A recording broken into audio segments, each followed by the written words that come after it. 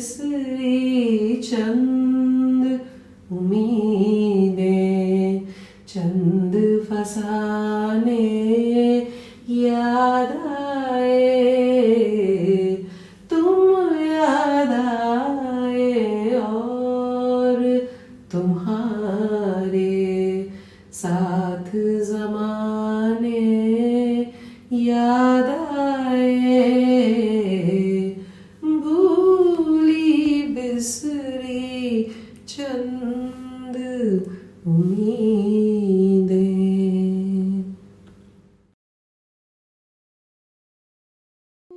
सामईन आदाब।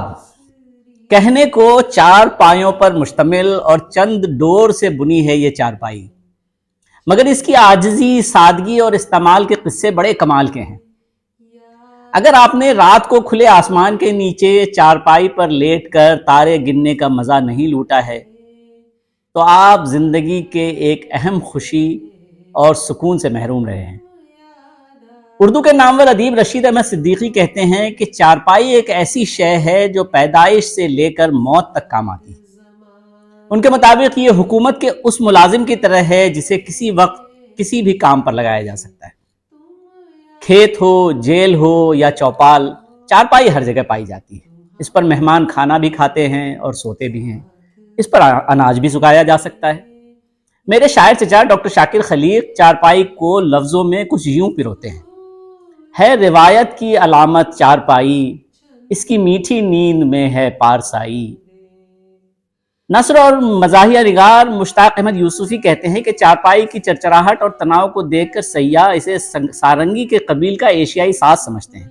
वो ये भी कहते हैं कि मुबाहिसे और मुनाजरे के लिए चारपाई से बेहतर कोई जगह हो ही नहीं सकती। इसकी बनावट ही ऐसी है कि फरीकैन आमने सामने न बैठकर अमूमन हरीफ की पीठ का सहारा लेकर बैठते हैं। बहस व तकरार के लिए भला इससे बेहतर निशस्त मुमकिन ही नहीं। अगर बैनुल अक़वामी मुज़ाकरात गोल मेज पर ना होकर चारपाई पर हुए होते तो लाखों जानें सर्फ होने से बच जाती। यूसुफी साहब ये भी कहते हैं कि उर्दू में चारपाई की जितनी किस्में हैं उसकी मिसाल और किसी तरक्की याफ्ता जुबान में शायद ही मिल सके, जैसे खाट, खटिया, खटोला, पलंग, निवारी, मुसहरी। अब चारपाई की बात चल पड़ी है तो मैं एक दिलचस्प और सबक आमोज किस्सा सुनाऊं जो मेरे एक घर के एक बुजुर्ग के साथ पेश आया। वो सन 1971 में बांग्लादेश में उस वक्त मौजूद थे जब वहां खाना जंगी का आलम था। बहुत दिनों से हालात खराब थे। उन्हें अंदेशा हुआ कि उनके घर किसी वक्त हमला हो सकता है। अब इन हालात में एक आम शहरी क्या कर सकता है? उन्होंने अब परेशानी के आलम में थोड़े थोड़े पैसे घर के किसी हिस्से में पड़ी एक चारपाई के निवाड़ में छुपाना शुरू कर दिया, इस ख्याल से कि अगर वो और चारपाई दोनों हमले से की इज्जत से बच निकले तो मजीद बुरे वक्त में काम आएंगे। चंद दिनों बाद वही हुआ जिसका खदशा था। दंगाइयों ने घर पर हमला कर दिया, जमकर तोड़ फोड़ की और उन्हें गिरफ्तार करके ले गए।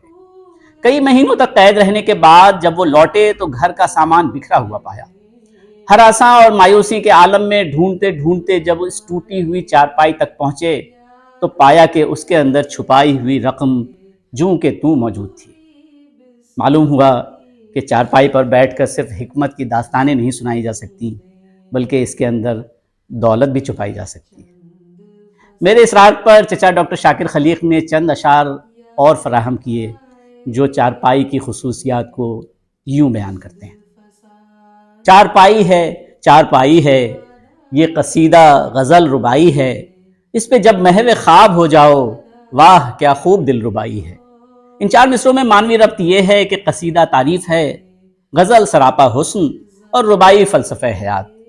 यानी जब इंसान मीठी नींद में खो जाता है तो सारा माहौल खुशनुमा और दिलरुबा हो जाता है। गोया अगर आप अपने नर्म बिस्तर पर नींद की तलाश में करवटें बदल रहे हैं तो एक दफ़ा चारपाई पर अपने उल्टे हाथों का तकिया बनाकर आसमान तकने का काम कीजिए।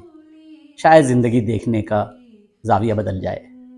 अब इजाज़त दें, फिर मुलाकात होगी एक और कहानी के साथ। खुदा हाफिज़। चंद फसाने याद आए, चंद फसाने